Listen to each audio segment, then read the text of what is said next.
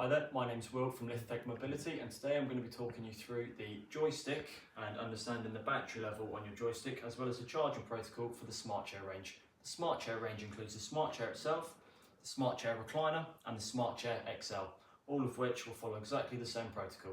So first thing we're going to talk about is the joystick. On the joystick itself, we have 5 different buttons. The first one that we're going to talk about is the on button. The green button at the top right there, just a line. Just below it, we have the off button. Whilst we're switched on, up the right hand side here is our battery gauge. This monitors the life that we have left on this charge of battery. At the bottom, indicated by the red, 3 oranges and 3 greens, indicates a full charge. These colours will never change. The greens are catered towards about 70% of the chair's maximum charge, followed by ambers and reds. As we get lower and we approach the ambers and reds, this is our prompt for a charge, as we do tend to run out of charge quicker the lower we get.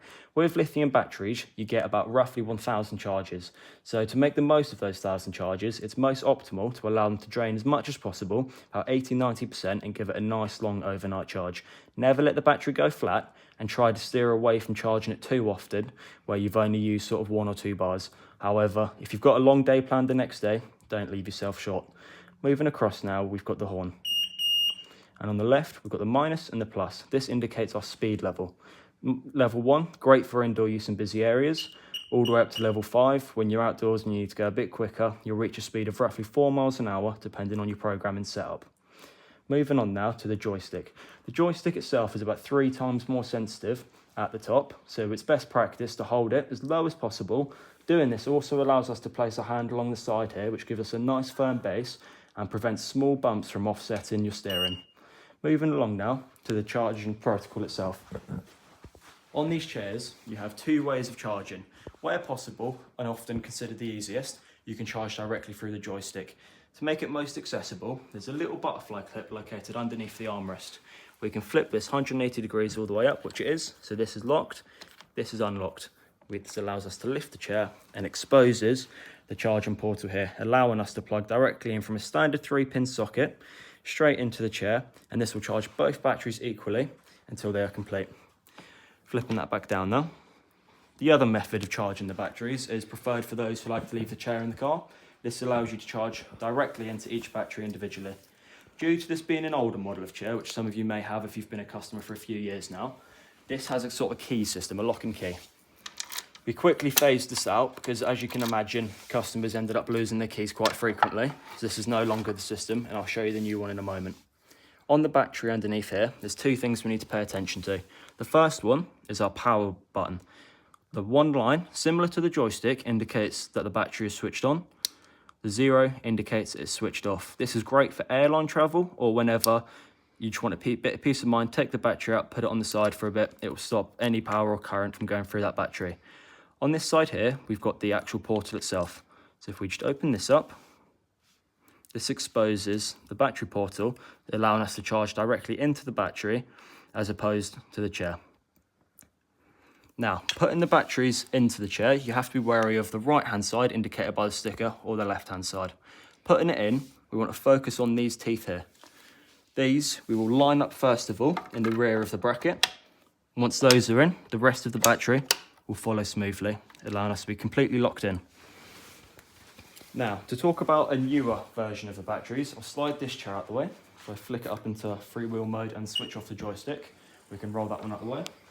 And on this chair here, as you can see, where the lock was previously, we now have a little twisty sort of tab. Nice and big, so it's not too fidgety, and also really low resistance, so it will eject that battery out with no hassle. Doing so brings it out exactly the same as the other one, and a subtle difference with a newer model of chair, exactly the same on and off switch, but inside of here we have a new portal, and we'll talk about that in just a moment. But same as before, line up your prongs, slide them in first, nice and easy, clicks in, you'll hear it click, and it's an automatic locking system still. So, moving on to this sort of evolution of the batteries as such. If you're an older LITH-TECH customer, you probably recognise this particular charger here. Nice and wide, 3 pins, that'll plug directly into the bottom side of the joystick.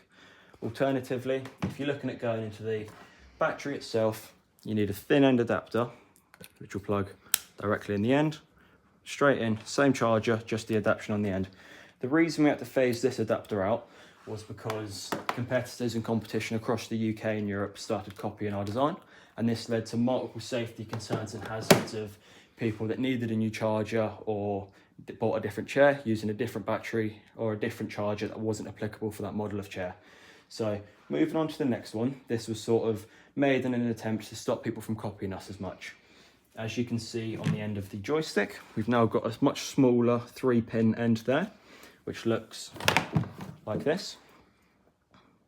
This also plugs directly into the end of the battery with no adapter needed. So exactly the same as the joystick is the end of the battery. This one was great. It solved the safety concern of competitors' batteries and chargers being used with our chairs. However, the main concern that there was with it being much smaller and much more fidgety, particularly those with arthritis, had a lot more trouble and hassle getting it into the battery. So this led us on to our third and hopefully final design for the battery and charger, being this one here. So as you can see, much wider, much bigger, goes directly into the end of the joystick itself, nice and easy due to it being much larger. And if you want to charge through the battery, same as the first one, just an adapter, 2 white arrows indicating lining it up. Should go in nice and easily. Some of them don't line up. So these ones, some of them don't line up, I'm being told. You line up the pattern. So you just have to line up the actual pattern itself. So just underneath, you've got your female and your male end, line it up, and it goes in. So yeah, that one was sort of back to front, so we've clearly modelled them up. But on the battery itself, exactly the same design. Thin end, goes straight in, nice and easily. Much less fidgety, much more ease of use for our customers, so to say. And that's all for the charging protocol of the Smart Chair range. We'll see you in the next one.